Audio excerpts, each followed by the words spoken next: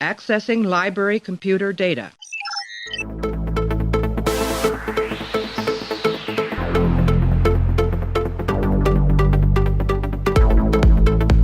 And to make sure history never forgets the name Enterprise.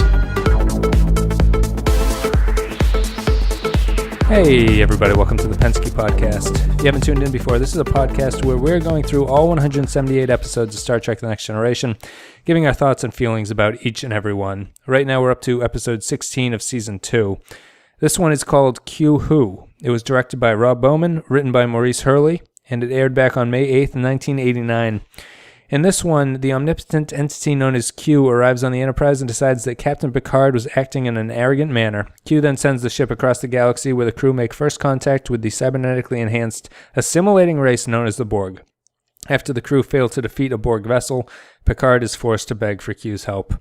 This is a good one. It's an important episode, at least in my opinion. It's an important episode in this series. And I'm joined by a couple guests to talk about this one. The first guest is Clay. Clay's been here before. Everyone should be familiar with him by now. And the second guest is Sean Murphy, and Sean's making his first appearance on the podcast. Hopefully the first of a couple more, right? We'll get a couple before the series wraps up in 5 years or whenever it ends. But anyway, thank you guys for listening, and right after this break, we will get into Q Who. You're not prepared for what awaits you. How can we be prepared for that which we do not know? But I do know that we are ready to encounter it. Really? Yes, absolutely. That's why we're out here. Oh, the arrogance. They don't have a clue as to what's out here. They will learn. Adapt. That is their greatest advantage. They're moving faster than expected, further than they should. By whose calculations? You judge yourselves against the pitiful adversaries you've encountered so far. The Romulans, the Klingons. They're nothing compared to what's waiting. Picard, you are about to move into areas of the galaxy containing wonders more incredible than you can possibly imagine. And terrors to freeze your soul. I offer myself as guide, only to be rejected out of hand. We'll just have to do the best we can without you. What justifies that smugness? Not smugness, not arrogance. But we're resolute, we're determined, and your help is not required. We'll just have to see how ready you are. Q! Hey everybody, welcome back. Welcome back to the Pensky Podcast. And here we are about to talk about Q Who, a pretty decent episode of Star Trek. And I am joined by two very special guests. Clay. Clay, how are you? I'm good, Wes. How you doing? Good, thank you. And the other guest is first-time appearance from Mr. Sean Murphy. Sean, how are you? Hey, how you doing, guys? Thank you for thanks for coming on to the podcast. Talk about Star Trek for a little bit. I'm so thrilled to be here. I mean, usually when I do podcasts, it's about comics or something, but I'd rather talk about Star Trek. We're going to branch out a little bit here. And Sean, we were just joking before, you're an expert because you've done some comic book work that involved the Borg, I guess, right? Yeah, I did a one-shot comic called The Borg for IDW. You can get it on Comixology for free right now. You have to download the app. But I got to draw Picard and the Borg and a hypercube and all kinds of cool things. So I listen to the show regularly while I'm working. So it was really fun to be working on a comic, drinking from my Star Trek mug, working on a Star Trek comic, wearing a Star Trek shirt. It was awesome. Listening to Star Trek. Yeah, so do you want to give a little break? I usually ask this. I think I asked Clay when he came on. What's your sort of history with Star Trek?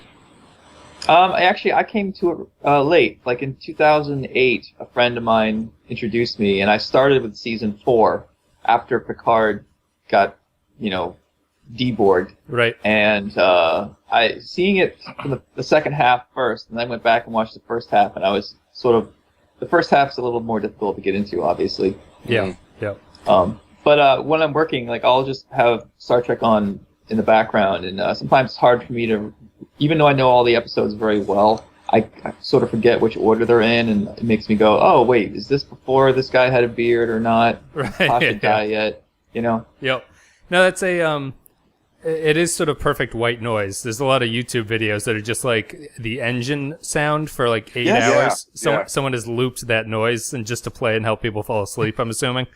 When I used to take what I call a Trek nap, I wish I was making this up, but I'm not.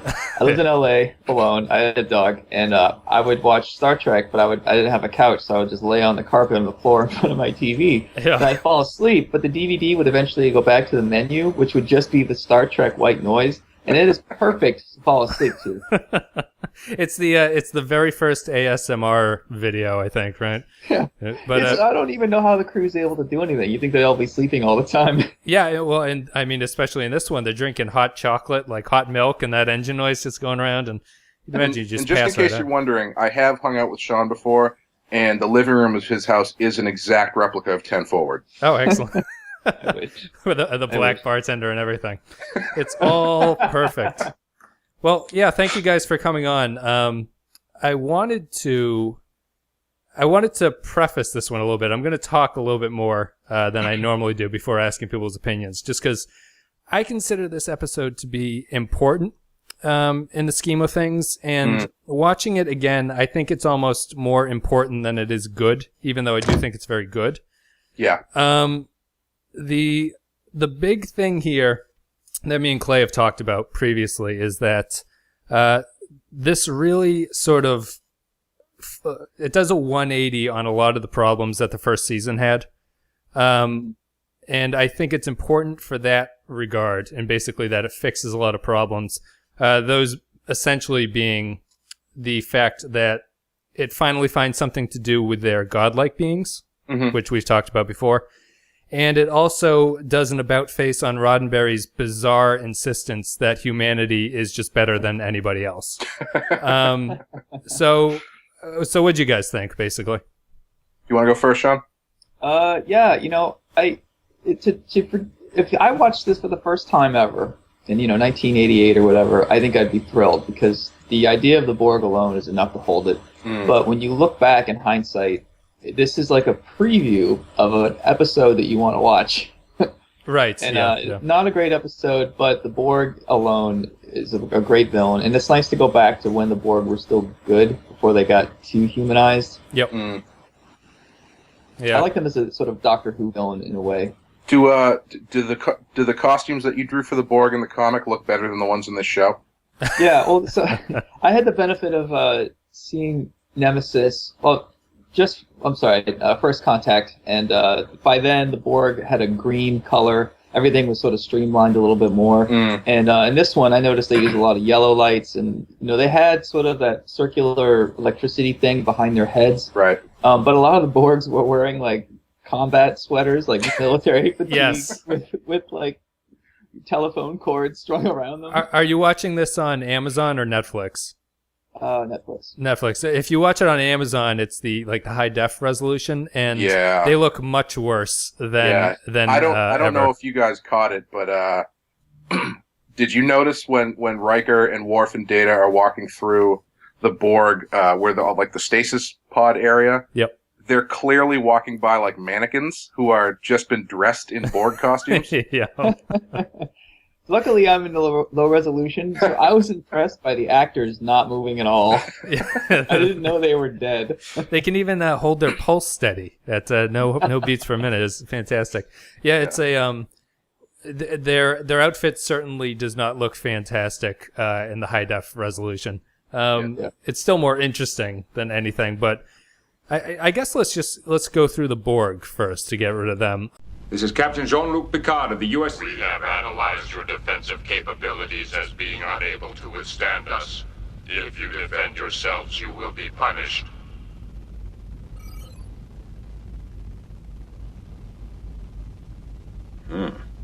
I think this show is interesting just for the fact that they sort of have the Borg, but they're not really 100% at this point. Yeah.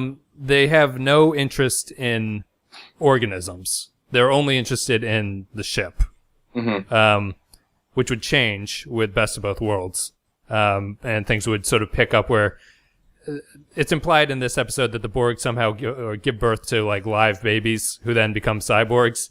Right. In the later show, I don't remember ever seeing that. That was kind of weird. And that was overturned in Voyager.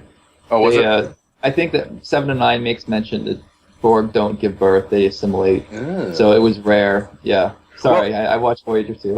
No, it's fine. The one thing I really noticed about the Borg in this episode is their whole, specifically their ship design, is really ahead of its time as far as sci-fi angry alien ship designs. Because like when they do that wide shot of the inside of the ship, it looks like The Matrix. It looks like Independence Day. Yeah, it's got a very what ended up being the 90s era. Well, even now they still do it, but that kind of industrial look is pretty. I feel like this is the first Alien that's really done that. Yeah, their design is certainly striking. I feel like it's sort of a 80s thing that they were coming on. If you don't know, originally the Borg design was supposed to be insects. Oh, really? Yeah, right. But they couldn't do that for budgetary reasons, obviously. So they became cyborgs wearing combat sweaters, and I think the idea of what they were doing, like a hive mind, was fairly popular at the time. But they're certainly the way that they present them is pretty unique, with the regenerating ship and everything. Like that, that seems very original to them, anyway. Yeah. The what I actually liked about them in this, that I feel like they're actually a little bit more unique in this appearance than they get later, because once they start the assimilating of the humans thing, yep. Then they basically kind of turn into space zombies. It's the same kind of thing where anybody who touches them ends up turning into one of them, which is good to a point. But I actually really liked the idea that they were just after the machines.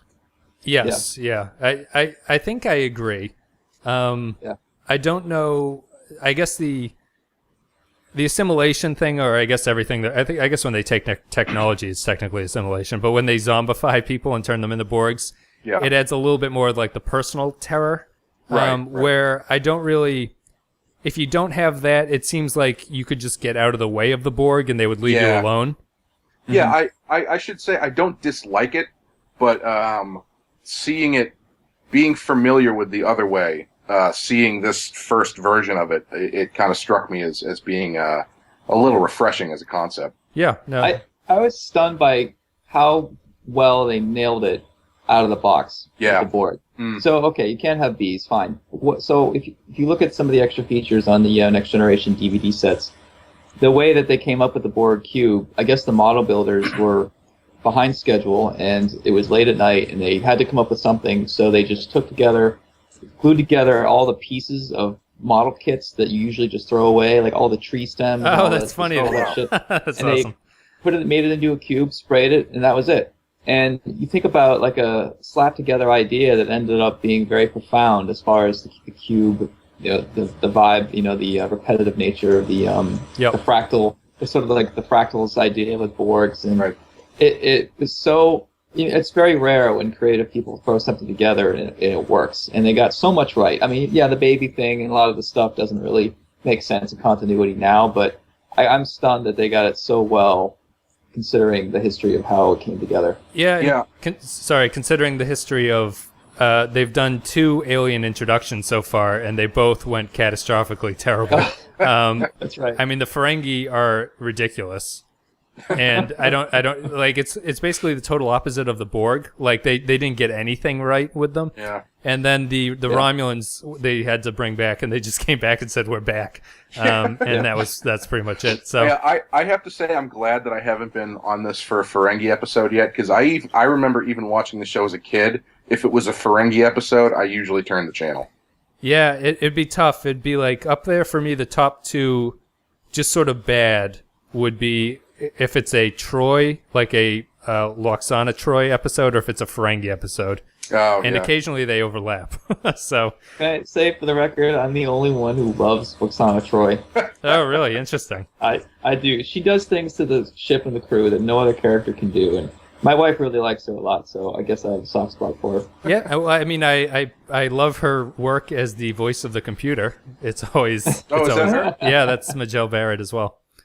She is kind of a piece of ass, I gotta say. I know she's like a space MILF with really dark black eyes, but she's kind of a piece. No, in Haven, she's wearing this very low-cut dress, which is like surprising. It surprised me for it was being on TNG in the 80s, and that's what she was wearing.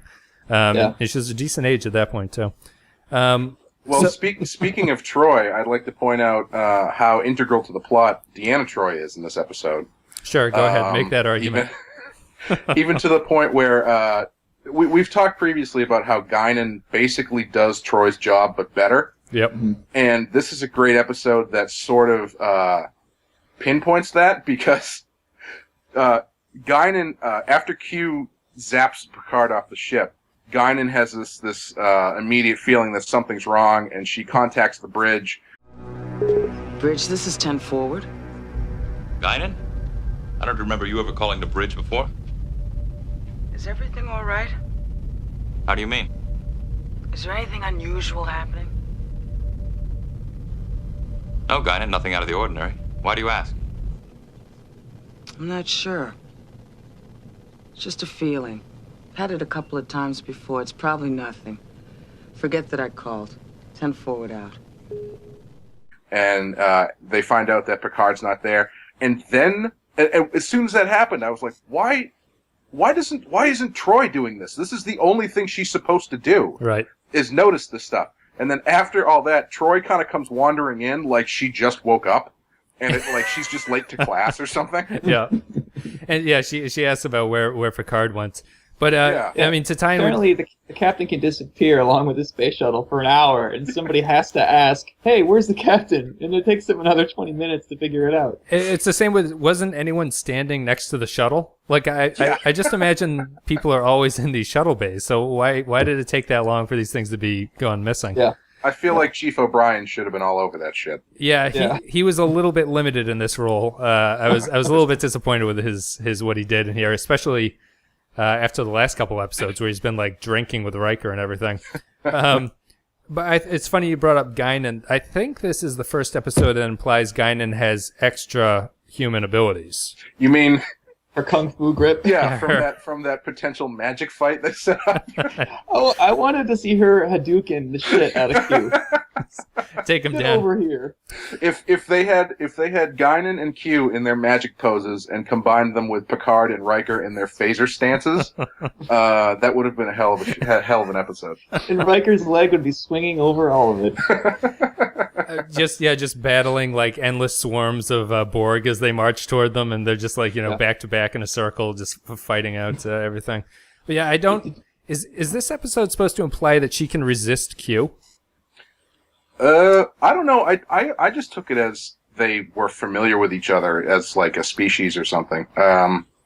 Resist him how? Well, she put up her hands. Sexually? No, well, she put up her hands like she was going to like do a Sidious like forced lightning absorb or something, and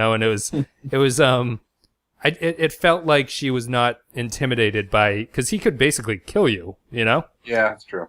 Yeah. Yeah, they sort of touched on that. I don't think they had her quite fleshed out yet. It seemed like he was so slightly intimidated by her. You think they get along, because she likes to listen and he likes to talk. So. Right. You got a bar there, you got some drinks. What's the problem? It's fascinating. It's it is such a, I guess while we're talking about Q, I did just want to, I think this is, like I was saying in the earlier thing, this is the show getting something right. We can start that with Q, where, Clay, we'd been talking about how the godlike beings previously have been, they flooded TOS. They're in this one. I wrote down a couple of their names. There's Trelane, Nagilum, Armis, Charlie X. There's a whole bunch. And Q started the show in that same vein, where they're basically, the show gives you this omnipotent being that can do anything, and he basically wants to do parlor tricks. Yeah. He wants to like turn people into pig creatures. He wants to make people disappear, things like that. And what they did with Q here, and what they would continue to do with him, is actually make him something of a moral force, which is, if you go through pretty much any religion, if you have omnipotent powers, you're basically seen as a force of morality. And it's interesting here that they managed to keep Q being a trickster figure, but he also sort of teaches people a lesson. Go ahead, sorry. No, I'm done. Go ahead. I was going to say, so this whole thing starts when he asks Picard, are you ready? And Picard says, yes, we think we're reasonably ready to go out and try to take on anything. which I think is still true at the end of the episode. But Q thinks that that's arrogant, so he flings them on this Borg adventure to show humans that they're not ready. Yep. And in the end, when Picard says, "Hey, thanks for teaching us that lesson," what do you mean? All you said was that you were ready. You have a fucking awesome spaceship, phasers everywhere. Like, you look fucking ready. See, I didn't understand what he really was taught by Q. I was kind of reading the episode a little bit differently. And I think I have to ask a question of you guys. Do you think that Q is afraid of the Borg? No. Okay.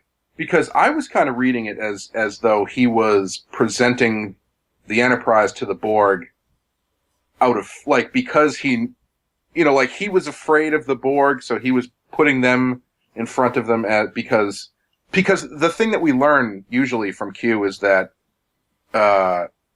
despite what he does to Picard and the Enterprise, the reason he does it is kind of because he believes in them. Yes. So I was kind of thinking, is he actually putting them in this place because he thinks that they out of anyone can defeat the Borg? No, you're sort of. Clay. I think way wrong. Hey man, I just picked up the subtext that you guys clearly missed. I'm turning down. I'm turning down your mic feed now, Clay. That was enough. Hey, that's. No, it was.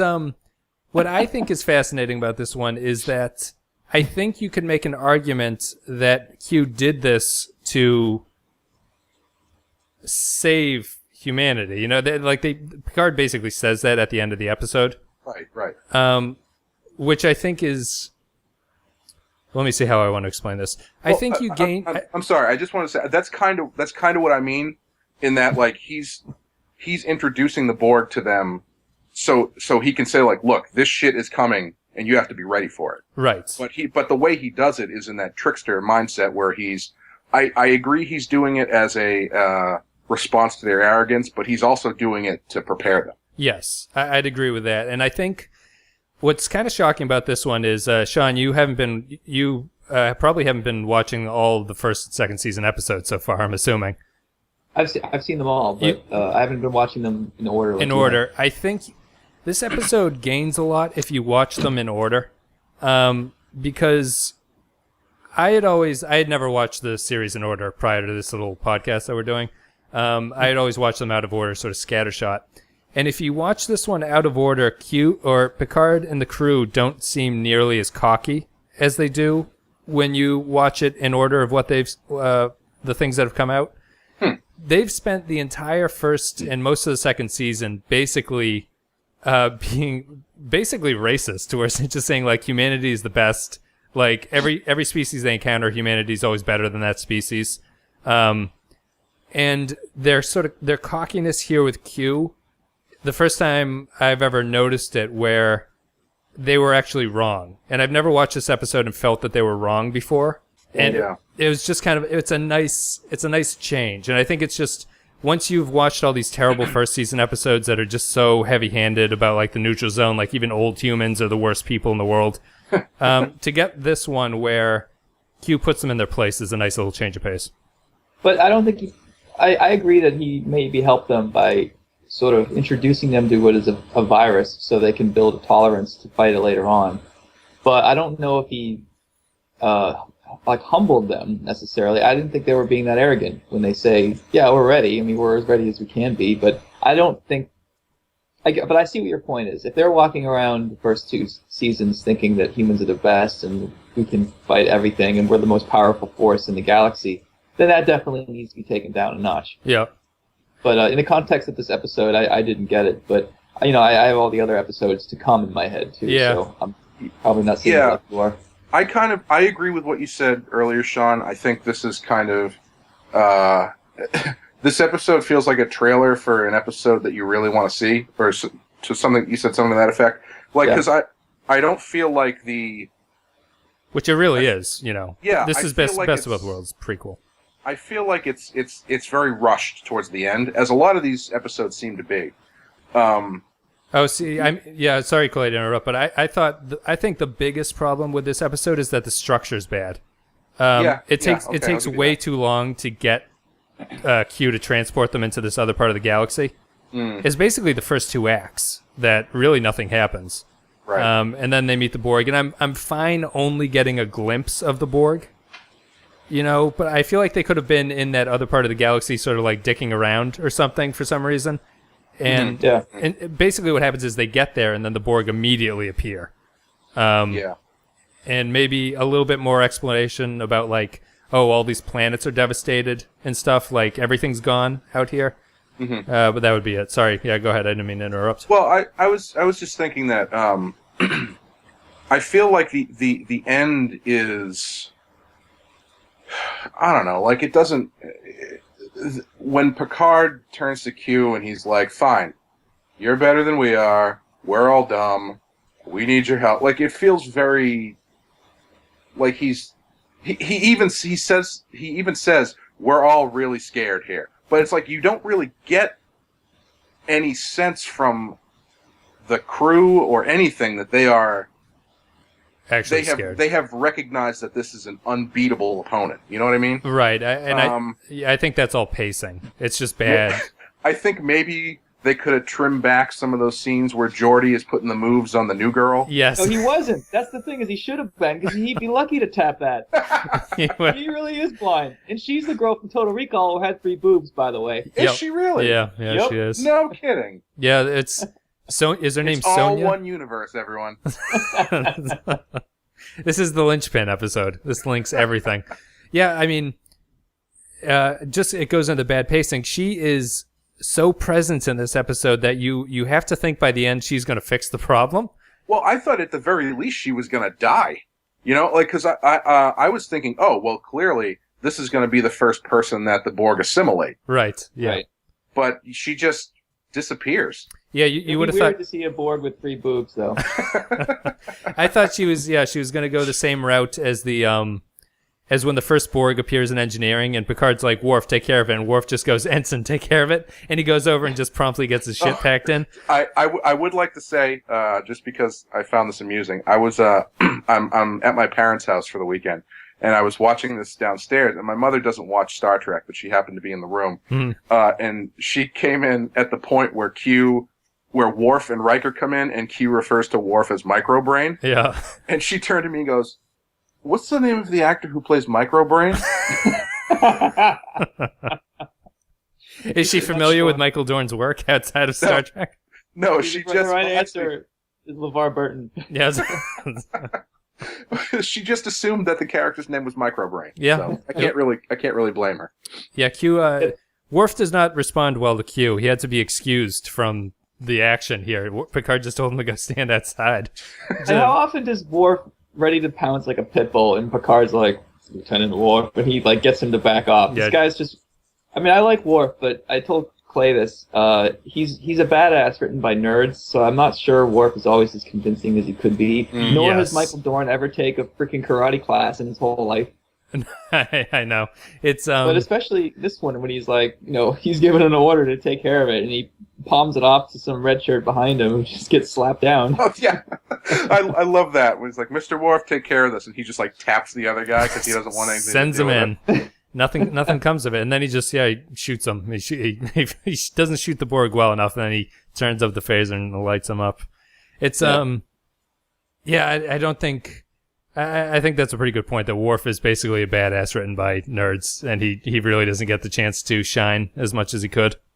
Until he gets that awesome quad-bladed weapon in his hands. Yeah. Batleth? Yeah, there we go, Batleth. I'm losing my my cred remembering that. Here, Jesus, guys. Oh, boy. It's time to sign it off. Yeah, Well, I have a question about what you guys think. I mean, do you think that because now Q introduced them to the Borg, but I think there's something at the end where the Borg now advance faster towards the humans because they've had a taste of the humans. Yes. So did he exactly do them a favor? I mean, would you want to know about this space virus if it meant catching it?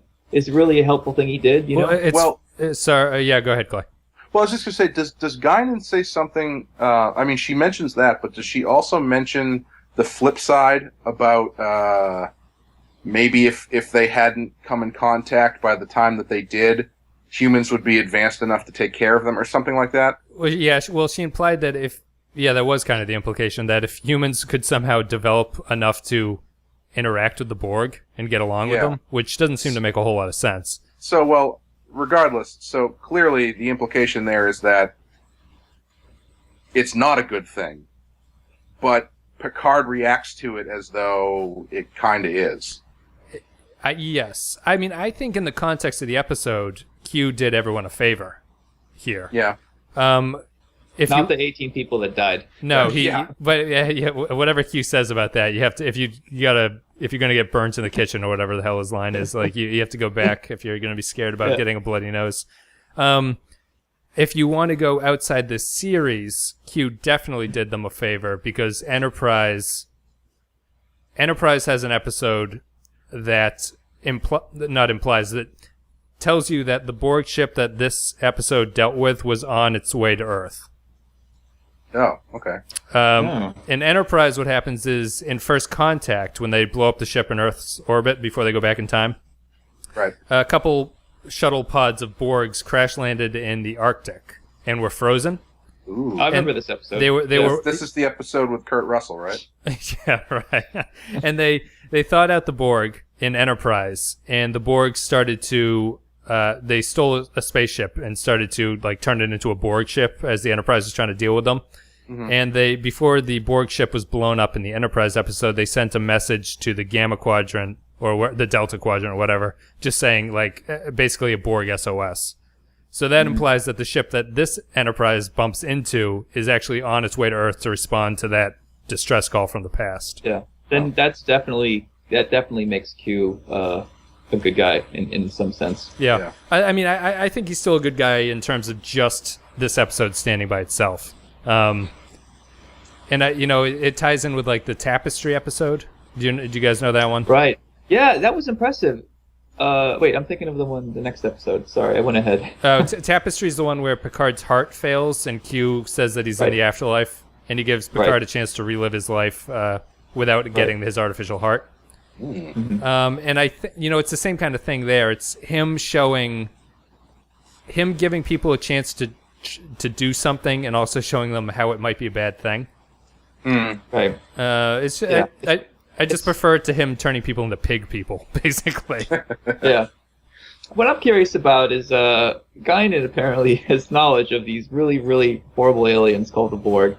Never spoke up about it before. Never hit the brakes. Never hit the alarm. And if I was Picard, I'd be like, "Hey, Guinan, in future, do you get any secret messages or whatever about the aliens we're gonna run into? Like, we are all ears." You know? Oh man, honestly, don't be shy. We're listening. That would have been an unbelievable ending if that last scene was Picard just totally dressing down Guinan and be like, "You got to speak up about this shit in the future." It's just the it's after the end when Picard's sitting in his chair, he just gets up quiet. They do that really cool shot that Bowman did when Picard steps into the turbo lift and ends up in the shuttlecraft with Q. That sort of low tracking shot. Yeah. With him. Oh, this is a Rob Bowman episode? It is. Yeah. Oh man, I should have known because it seems better directed than a lot of the other ones. Yes. Yeah, there was definitely Steadicam in that one shot. It was super dramatic. Yeah. Awesome. It should have just been 30 seconds of that tracking Picard all the way to 10 forward, where he just starts yelling at her. But early Trek has done that a couple times. Clay, you remember in Outrageous Okana? Okana knows exactly what's going on, and he refuses to give Picard information. Yeah. And it's like, if people would just speak up, things would go a lot faster here, you know? I don't remember much of that episode other than Okana's manly musk. Yeah, well, it's overpowering to the point of Picard doesn't just ask him for some goddamn advice about what the fuck to do with these people who seem after him. Captain's log supplemental. We have been attacked without provocation by an alien race which Guinan calls the Borg. It appears that we have neutralized their vessel. Commander Riker is leading an away team in an attempt to learn more about them. Yeah, so what's your guys' sort of general take on this episode? It sounds like you're a little, I don't want to say negative, but it sounds like you're a little bit, like what problems did you have with it? I thought, sorry, go ahead. I was just going to say, I just think I agree with you, Wes. I think there's a structural problem, and it feels like such a tease that doesn't have a satisfying end. Yeah. Because it's so easily turned around. Like like I was saying before, the thing that makes Q reverse what's going on is so shallow, and there's not even like any sort of heavy back and forth after that where Q's like, or maybe there isn't, I just blocked it out, where Q's like gets in their face and really drives home what they just witnessed. Like, you know what I mean? There's no... I agree with that. I feel Q leaves too quickly in this. Like, after he sends them back, he basically just takes off. Yeah. And I felt he should have had a speech there about it, like what he had done. Right. He doesn't really. And that if the point of the episode and the point of the story that Q puts them on is to drive home this element of fear to, like, knock them down a peg, I don't think it does it very well. Yeah. Because even at the point when Q shows up again, so this is another reason why I think I felt like maybe Q was positioning them to fight the Borg because he thinks that Picard and the Enterprise can defeat them. Yep. Is because they were ready to blow their own ship up because their shields were down and they were going to launch torpedoes. And Data or someone says, if we launch torpedoes here and they blow up, they're going to the explosion will destroy us. Right. Yep. And Picard just is like, do it anyway. And that's when Q shows up and everything goes back. And it, like, at that point, I think like you were saying earlier, Sean, they didn't learn anything. They're still acting on hubris and arrogance. And sending them back just because they shallowly ask for Q's help, it doesn't really accomplish anything story-wise. Yeah. Yeah, I agree with all that. I would have gotten rid of the subplot with Geordi and that girl at the beginning. I would have done what Wes said. Or pushed it further, if you know what I'm saying. Yeah, there's... Yeah, and then, I would have gotten them flung out into the Delta Quadrant much faster, and then had Q had more of, explain why he's doing this, and then have, definitely make it more of an attack, up the odds, make it more severe, that the Enterprise is really in trouble, instead of just telling them. Because they did that thing where they explained and didn't show it. Right. Q tells them, you're going to run out of gas, eventually you're going to get hunted down, and like, that's nice to know, but we need to see that and feel that, not just have it explained to us by a trickster. Yeah, it's true. And it's also tough to not see any of the dead 18 people. Well, yeah. One of the things that I noticed was they say that those 18 people, I think they refer to them as missing. Yes. So I was expecting them to show up as Borg.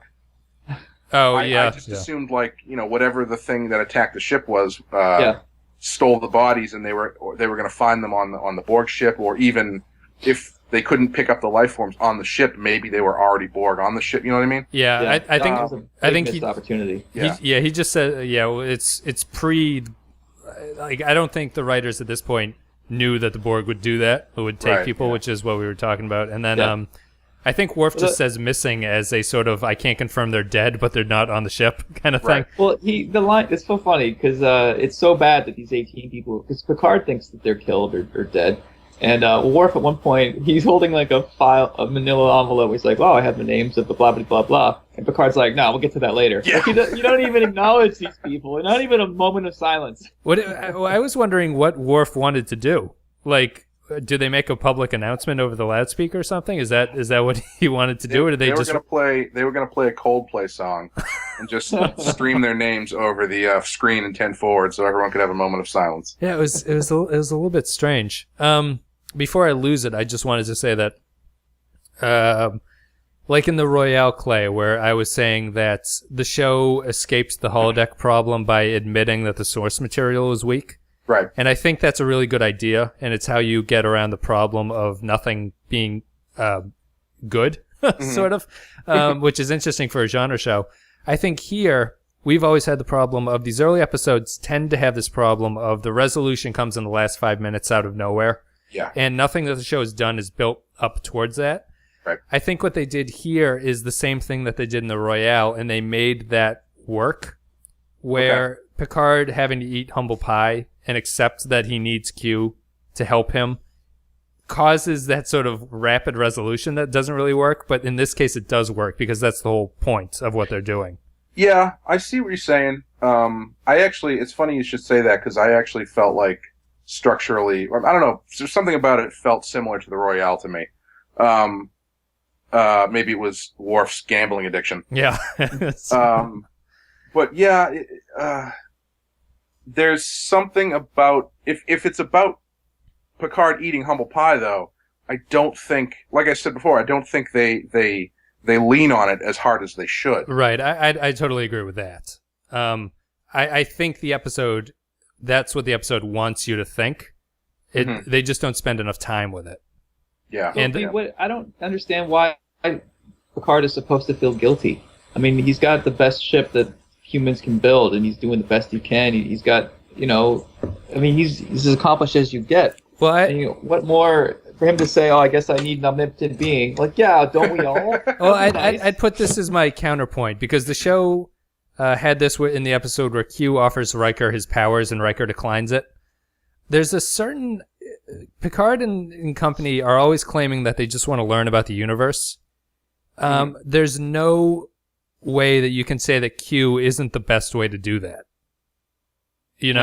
He's their arrogance, just because they don't like Q, that they won't let him sort of like show them the wonders of the universe. And it's pure arrogance that they just are like, no, we'll do it ourselves. Like we don't like you, basically. Well, they had kind of a bad start with Q. I mean, I'm not sure it's easy to forget when you're put on trial for humanity or whatever. It's true, but it's the same problem with the episode where the Riker gets the Q powers. The show makes a terrible argument as to why Riker would turn down the ability to basically cure all diseases and suffering in the world. Yeah. Like, just because they're like, no, we're humans, we go our own way. And Riker was in that episode considering not saving a child from being crushed by rubble because they think that humanity is better than what Q is. Was that child Wesley? No, unfortunately. It was a small girl. Wesley was all right. If you have the holodeck, they are Q in the holodeck. They are omnipotent inside the holodeck, so they have a little bit of a taste of that. I mean, what would you do as Q? Well, you would, bang a bunch of gals in one big orgy. Yeah, you would. You could do that on the holodeck, and I'm sure Riker does. But at least, with the guy Q, that has to clean the holodeck. Yeah, with Q, the cleanup's a little bit easier. Just like he cleaned up Picard's coffee stain, you just gotta run your hand over things. Yeah. So, the entire inclusion of that girl on the ship just for that one special effect of Q wiping away a stain? Because I really think there could have been easier ways to do that. She returns. She's in another episode. Yeah, in the next one, she's in there too with Geordi again. She is just she's a dead fish compared to O'Brien is the problem. O'Brien is just shitting on everybody else who comes in as a supporting player, except for Guinan. Guinan's very good too. Yeah. What's with the deal with the hot chocolate? When Geordi's like, "You want to have it in here?" Like, what? Are these electronics not waterproof? Did you forget the fucking Scotch guard at this? Well, Sean, every time the console has a chance, it explodes. So there's no circuit breakers whatsoever on the Enterprise. But I was thinking the same thing because everything is touchscreen, so there's no keys that can get gummed up. You'd think by the 24th century they could figure out how to make things water resistant. But I thought it was interesting. They would just beam the hot chocolate into their faces. Yeah, just into their stomachs. Like, why do you even need to eat anything?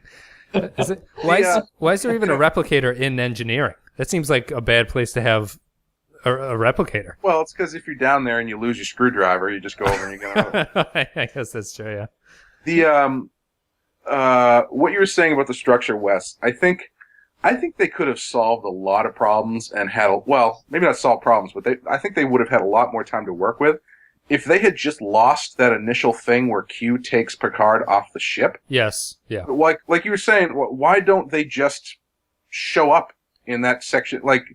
There have been other episodes, and I think there will be other episodes where crazy things just happen. Yes. And then they find out that Q's behind it. Well, I mean... I'm sorry, go ahead, yeah. Why not just have the ship miraculously end up 800,000 light years out of the correct position, and then have Q show up and have everything going and save yourself 15 minutes? Yeah, I mean, imagine. I was just thinking, imagine if you were pitching this story, and I think a better pitch would be in the teaser. Q appears, Picard angers him, and Q sends them 7,000 light years into somewhere where they've never been. And then we go to the credits. This one, you would pitch it as Picard gets coffee or hot chocolate spilled on him, and he goes to go change his uniform, and then we roll credits. It's like, are you kidding me? Like, why would you not set the show up with them getting shot off into space? Okay, so there's going to be 10 minutes of Geordi talking to a character we've never seen before. In a very asexual manner. He's not particularly interested in her. Picard is going to get hot chocolates poured all down the front of his shirt. Stay with me. And then we're going to track him as he walks down a hallway. And then he's going to take the power lift. Wait, hold on. I know. Don't get ahead of me. And then Q shows up. I can smell the Emmys. You know, I can smell... Who's going to play this woman? Have you seen Total Recall? I just saw the best movie, guys. What does he say when Picard gets that shit spilled on him and she's like, "It's all over you, Captain"? He goes, "Yes, Ensign, it is all over me." Yeah. And Geordi tries to be a gentleman. He's like, "Oh, sorry, it's my fault." And he's like, "Yes, indeed." Like, why don't you lighten up, asshole? It's not Geordi's fault you don't have hair. Geordi was doing some fine... like mime acting behind her, like where he's being exasperated, just sort of with like hands on his hips, like, "Oh boy, I can't believe this is happening again." Yeah. So that was actually a great example of my favorite thing watching the show, which is how Patrick Stewart does his little reactions to shit. Yeah. Like anytime he comes in contact with like a subordinate, it's always this reaction of, "What the hell is this person doing even near me, let alone spilling chocolate on me?" Right. He didn't. It was funny because he didn't know her name, so he's like Ensign. And I realized, they don't have name tags, do they? No, which is They're weird. Supposed to know. I mean, you think that this is the best of humanity, and everybody just loves everyone, and they all know each other's names, but apparently it's not true. Ensign friend. Yeah, it's the other thing I told Clay before. There's a It's also sort of funny on this show that everyone you run into is an officer. And there are very little unenlisted crew members. Like O'Brien's the only unlisted crew member, and at this point they consider him a lieutenant or something, but he's not really. Right. The next show that they do should take place all in like the bowels of the ship, where all the non-commissioned guys are. They do have that episode in season 7. Oh, do they really? Yeah, where it's told through the eyes of 4 lower crew members, and you sort of. The other cast are sort of in the background of the show. Yeah. That's a really good one. That's one of the standouts of the last season, which is not the best season. No, it's not. Great one. I was going to say, that seems like the point where they clearly ran out of ideas, but if it's a good one, I'll take your word for it. The show definitely ran out of ideas at that point, but that's the kind of show you can only do in the last season of a show. Right. Right. And it was really good. It's interesting. So I did some research. So the lady who has 3 boobs, go back to that. So I went and they had an interview with her, and she said that when she showed up to do Total Recall, she had no idea what she was going to be doing, and she started crying as they started filming. Oh no! So I'm like, okay, are the 2 side boobs your boobs, and the one in the middle's a prosthetic? I like that you focused on her emotional well-being and not which boobs. No. She's an actress. She's empty to me. So all of it was a prosthetic, and she was crying, and I'm thinking, well, why are you crying? It's a plastic thing, and you're not really being asked to get, and then she was complaining about Schwarzenegger being creepy, and really? That was my research for this podcast. That seems totally unlike Arnold Schwarzenegger to be untoward a woman there. Interesting. Yeah. Well, when you're dealing with gentlemen like Geordi, and then you've got Arnold on the other hand, it's just kind of a culture shock. It's Let totally me pour my chocolate on you. is all over you. I can, let's go change your uniform. Geordi, Lieutenant. It's okay. Go on. Whatever is out here, we're going to be the first humans to see it. And I want to be a part of that. I want to understand it. Sonia, relax. You're here. You've made it. But you won't last long banging into walls. It'll be there for you. Believe me. Okay. Yeah, that first scene, if you listen to it without watching, it could be a porn transcript. It could be, yeah. Well, I was really hoping that Riker was going to swing in at some point, because clearly once she gets her eyes on Riker, Geordi will be in her rearview mirror. Yeah. They haven't. How does Riker not already? I mean, he probably already made out with her at least. Yeah, well, that's why he's not sure. He didn't know Picard was missing because he's constantly Googling the ship to see if there's any new ladies on board. Enterprise Facebook updates her Facebook. Riker's all over it.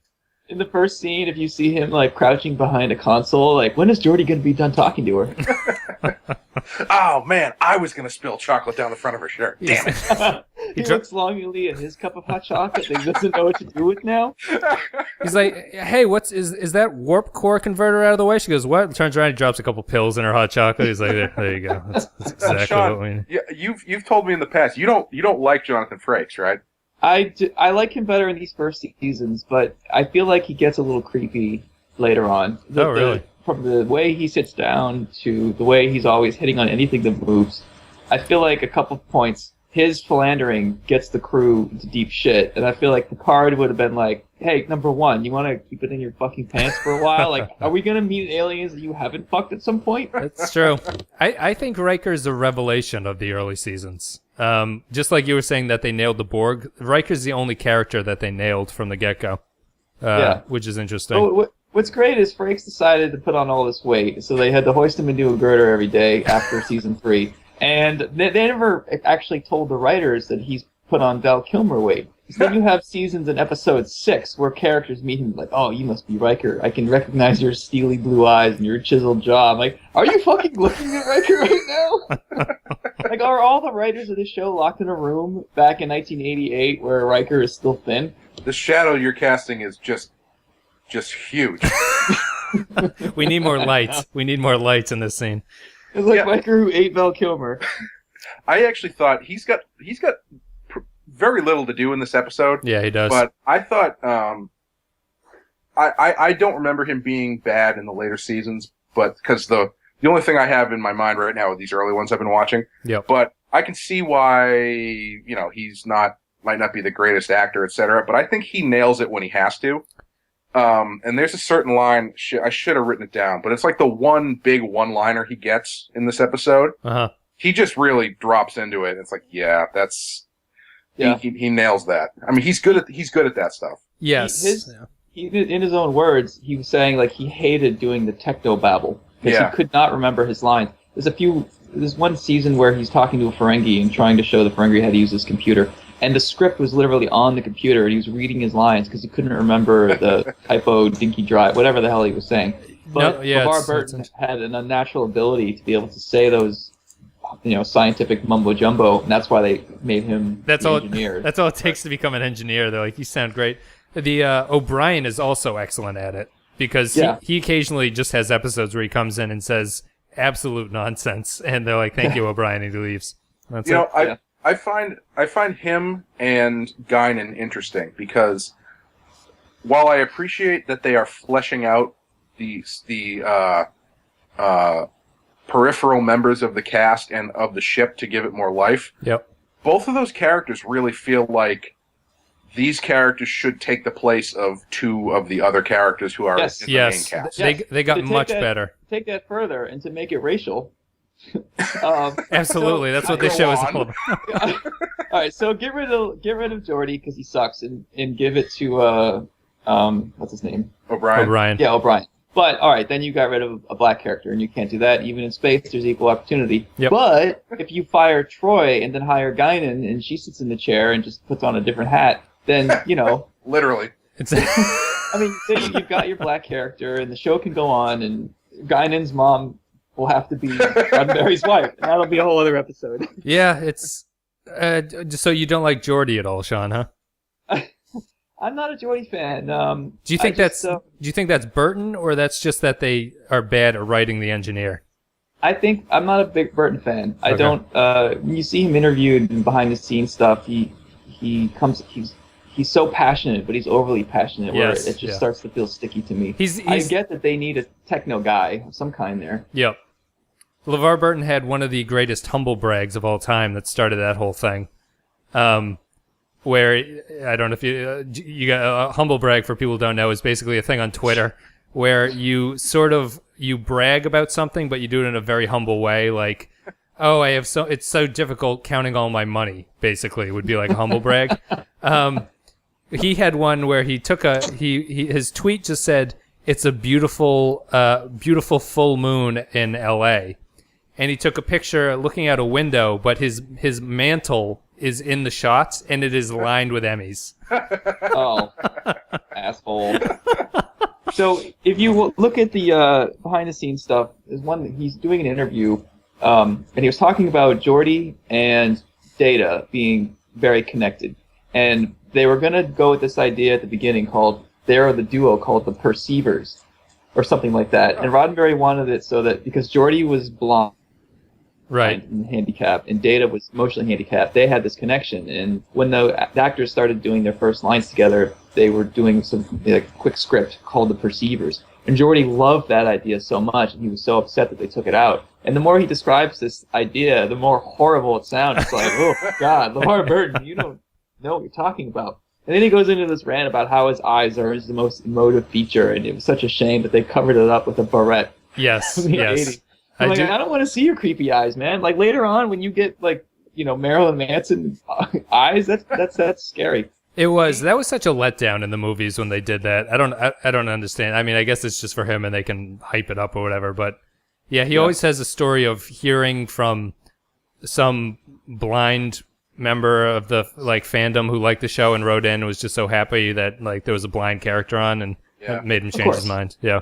Well, I always found it funny that I don't know how much time is supposed to have passed between the end of the show and First Contact, but they made drastic advances in the eye technology between the end of the show and First Contact. What was where first it was visors, and then, you know what? Actually, we could just replace your entire eye now. Yeah. Well, there was an episode, I forget which one it is. It's in the second season, where there's a weird, totally nonsensical scene where Geordi's in the medbay with Pulaski, and she mentions the fact that she can give him cybernetic eyes, and he would not need his visor. And he leaves it just going, I'll think about it. And they never talk about it again. Interesting. So that kind of covers it in a way. Yeah. If he's aware and he just doesn't want to. Right. I mean, he's on a government military salary. He probably can't afford them. Not military. We don't say the M word on the Enterprise. Sorry. They don't get paid either. He's on right? a government cruise ship salary. He probably can't afford them. That's true. I'd assume not. But that's fascinating. Well, we're almost at an hour, so let's wrap up with our final thoughts, shall we? Where's your stubbornness now, Picard, your arrogance? Do you still profess to be prepared for what awaits you? The Borg ship is re-establishing its tractor beam. Lock on photon torpedoes. Yes, sir. Without our shields, at this range there is a high degree of probability that a photon detonation could destroy the Enterprise.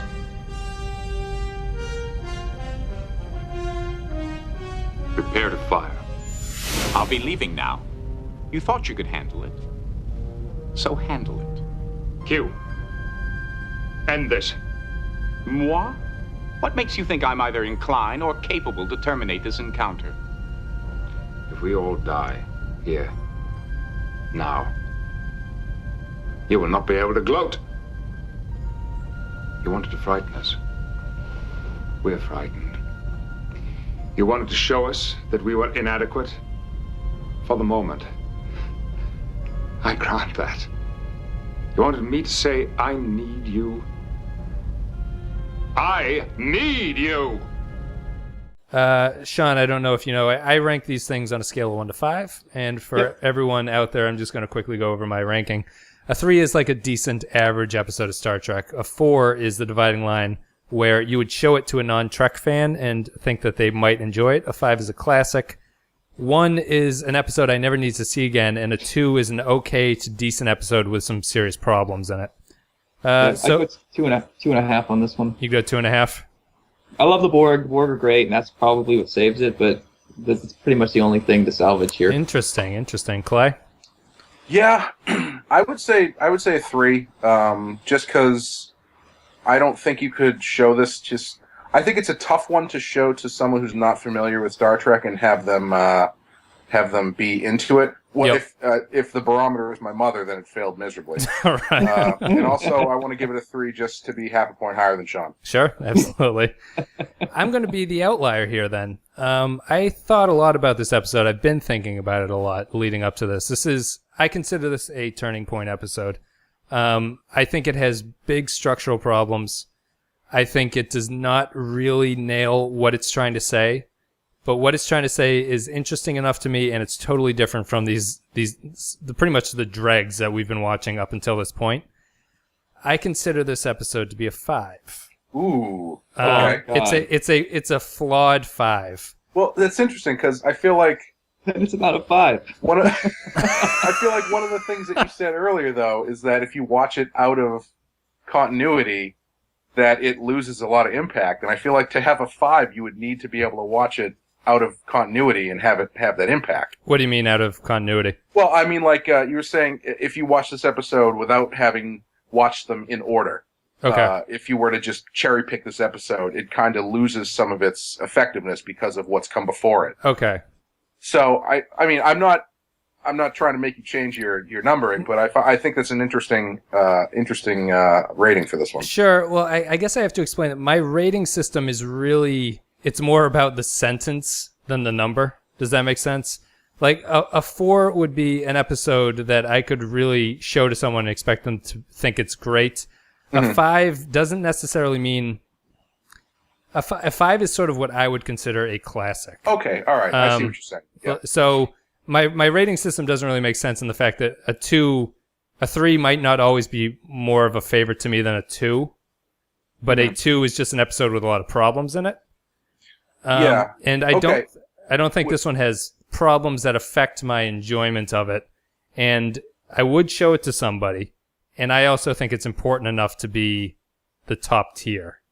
Yeah, I buy that. I think you're right in that if you're judging it just on its own, I would give it a 3. Okay, I agree with that. I would also agree with you that this is the first, at least from the ones that I've watched, it's the first real step towards what it ends up becoming. You know, like this is the villain that lands hard and hits the ground running. Right. This is you bring Q back and have him be very effective. You've got a lot of you've opened tons and tons of doors to go down later on. This is the first theme that I could actually think about and come up with multiple ways to justify a lot of interpretations. You know, except apparently that Q is afraid of the Borg. Except for that, which neither of you think is a valid opinion. Totally wrong. But so this will be my last podcast. I think we should kick Wes off of his own podcast for not knowing what a 5 is. No, I mean I get the spirit of what you're saying, Wes, and it is a milestone. I think a Trekkie has to watch it because it includes the Borg. I just have a hard time giving it a 5 when I would give Tapestry a 5. You know, like for me, a 5 would be no asterisks on the end, no footnote. Yes, I'd agree. Yeah, I'd agree with that. But I understand your scale, though. I know what you're saying. Sure. Well, thank you for endorsing my opinion here. No. Well, it's your podcast. I might be totally wrong. I'd be interested to see what think. It might also be the case of I've been thinking about this one for a very long time, and I've probably put more thought into this one than a lot of the previous ones.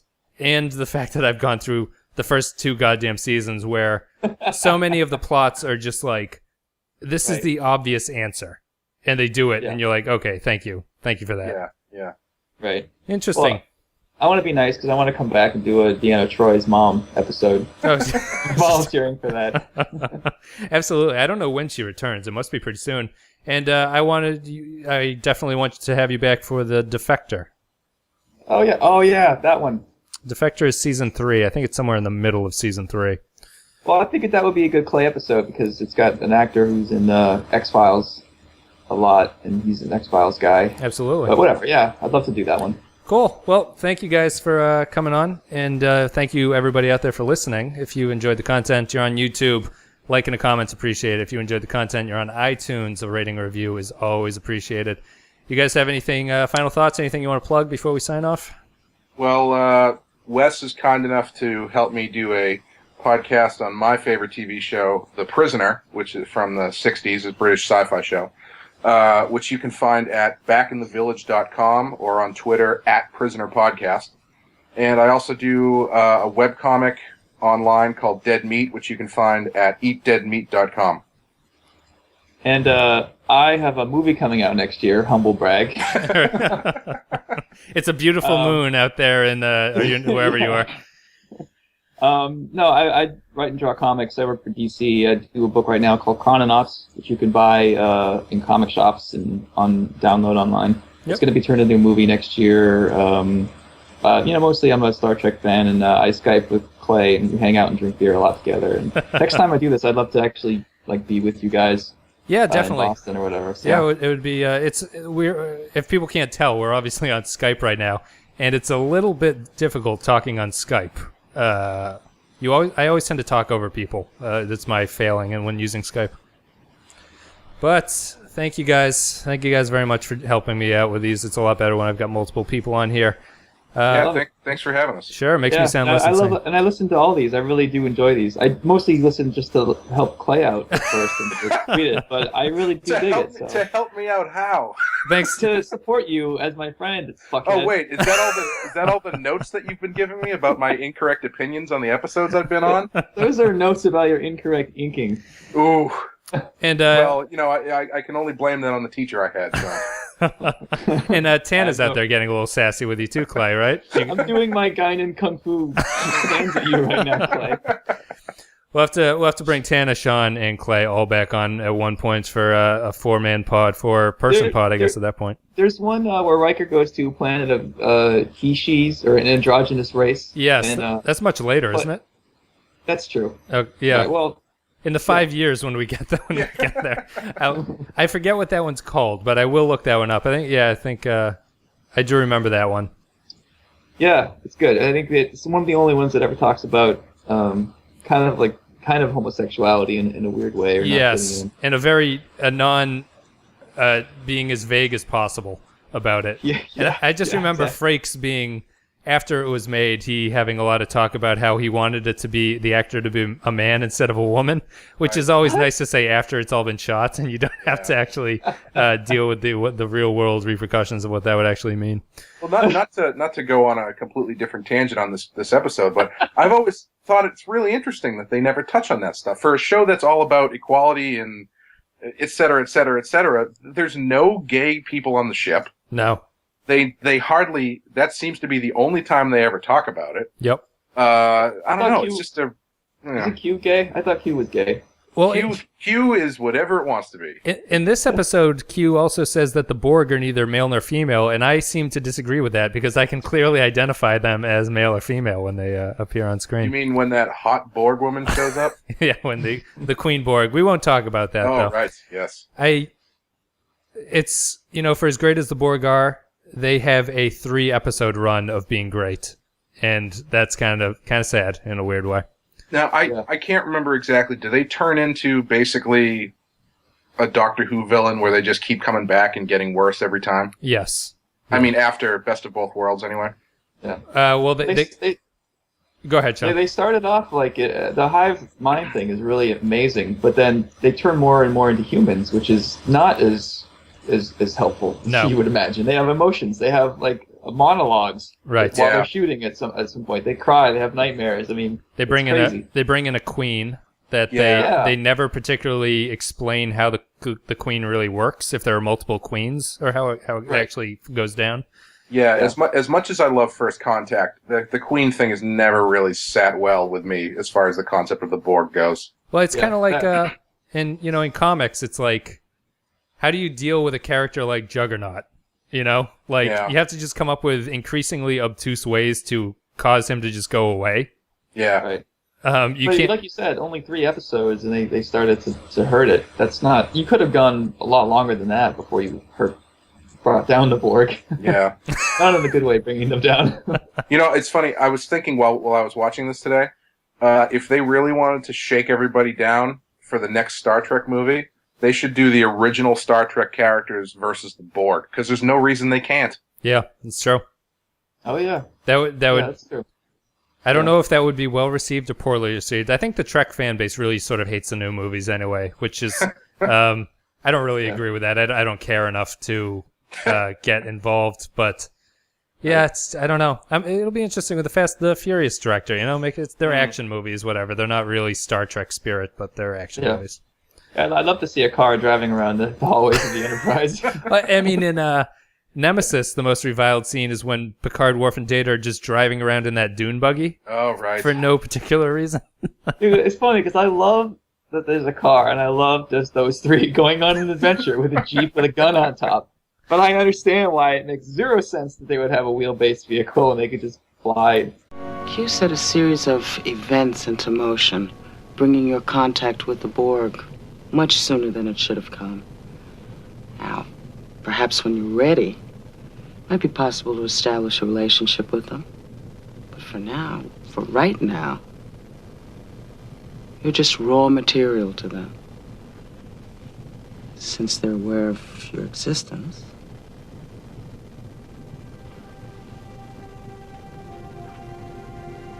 They will be coming.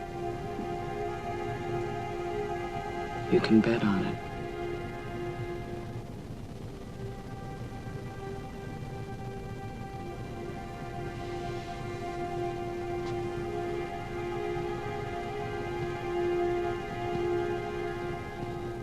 Maybe Q did the right thing for the wrong reason. How so? Well, perhaps what we most needed was a kick in our complacency to prepare us for what lies ahead.